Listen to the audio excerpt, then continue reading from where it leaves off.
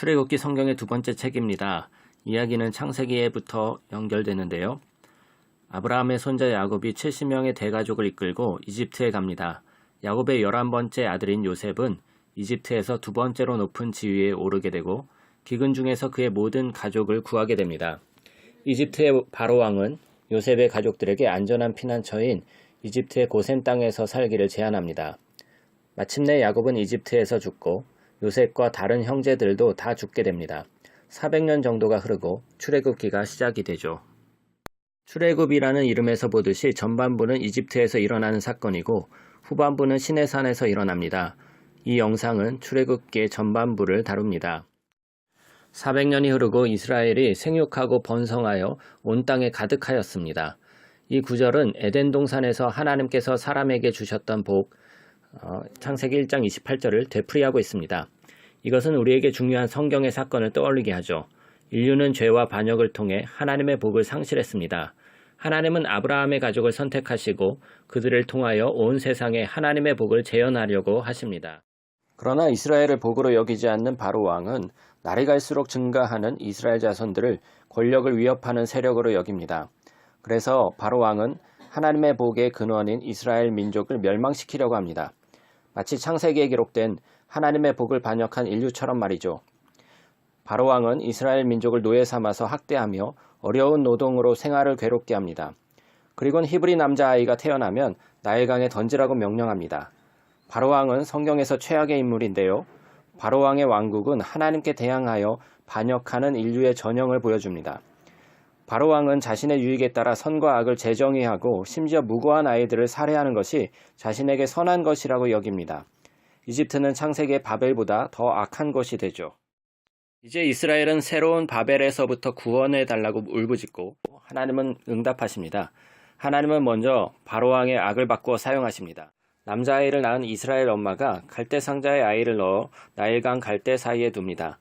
그 아이는 안전하게 바로왕의 가족의 품으로 들어가게 되죠. 그의 이름은 모세이고 자라나 하나님께 바로왕의 악함을 심판하는 도구로 사용됩니다. 유명한 이야기인 떨기나무 불꽃 가운데 하나님께서 모세에게 나타나셔서 바로에게 가서 이스라엘 자손을 애굽에서 건져내라고 명령하십니다. 또한 하나님께서는 바로가 이스라엘 민족 보내기를 거부할 것을 아시고 여러 가지 재앙으로 이집트를 심판할 것이며 바로왕의 마음을 완악하게 할 것이라고 말씀하십니다. 이제 이야기의 주요 사건인 하나님과 바로왕의 대결 장면을 보게 되는데요. 하나님께서 바로왕의 마음을 완악하게 할 것이라고 하신 것이 무슨 의미일까요? 이것이 이 부분을 읽어나가는데 아주 중요합니다. 모세와 바로왕의 첫 번째 만남에서 바로왕의 마음이 완악해진 것을 보게 됩니다. 그리고 이제 하나님께서는 첫 번째 5가지 재앙을 보내십니다. 이집트의 신들을 상징하는 재앙을 통해서 하나님께서는 이집트의 신들을 심판하십니다.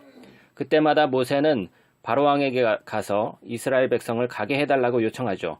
그러나 각 재앙이 끝날 때마다 바로왕의 마음은 단단해져 완악하고 더욱 완강해졌습니다. 바로왕은 계속 자기 뜻대로 행동하고 기어이 두 번째 5가지 재앙이 내립니다. 우리는 여기서 하나님께서 왜 바로왕의 마음을 완강하게 하셨는지 듣게 됩니다. 이 이야기의 핵심은 하나님께서 바로왕이 하나님의 뜻을 거부할 것을 아시지만 그럼에도 불구하고 옳은 일을 할 기회를 계속해서 주신다는 것입니다. 그러나 마침내 바로왕의 악함은 돌이킬 수 없는 지점에까지 이르게 되죠. 심지어 그의 신하들이 조언을 하지만 이미 그는 제정신이 아니었습니다. 이제 하나님께서는 바로왕의 악함을 하나님의 구속의 역사를 위해 사용하시게 됩니다. 하나님께서는 바로왕의 파멸을 통해 하나님의 백성을 구하시는 것입니다. 마지막 재앙인 유월절 밤 하나님께서 상황을 역전시키십니다. 마지막 재앙은 바로왕이 이스라엘의 아들들을 죽인 것처럼 하나님께서는 이집트의 첫 아들을 죽이시는 것입니다. 그러나 바로왕과는 다르게 하나님께서는 어린 양의 피로 이 재앙에서 피할 수 있는 길을 열어주셨습니다. 그리고 여기서 이야기가 잠시 중단되고 이스라엘 절기인 유월절을 자세히 소개합니다. 이스라엘이 이집트를 떠나기 전날 밤 흠없는 어린 양을 잡고 그 피를 집 좌우 문설주와 임방에 바릅니다.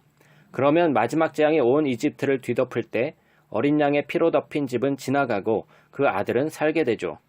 그리고 앞으로 매해 이스라엘 민족은 이 밤을 기억하고 하나님의 정의와 은혜를 기념해야 합니다.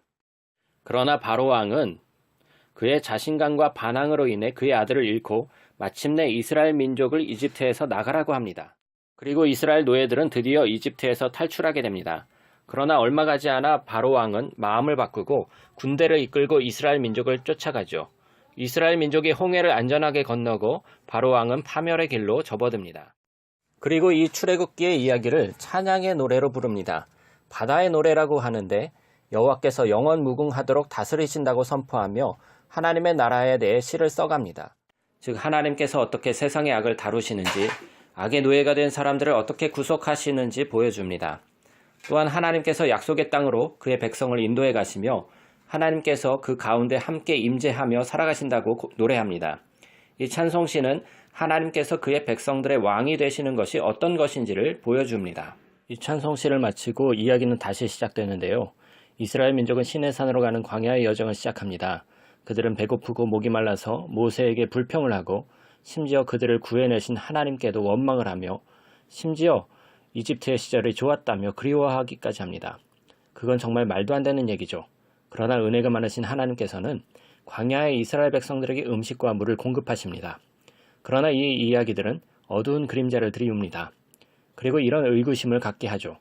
이스라엘의 마음 역시 바로왕처럼 완악한 것인가? 네, 앞으로 곧 보게 될 것입니다. 그러나 여기까지가 출애굽기 전반부입니다.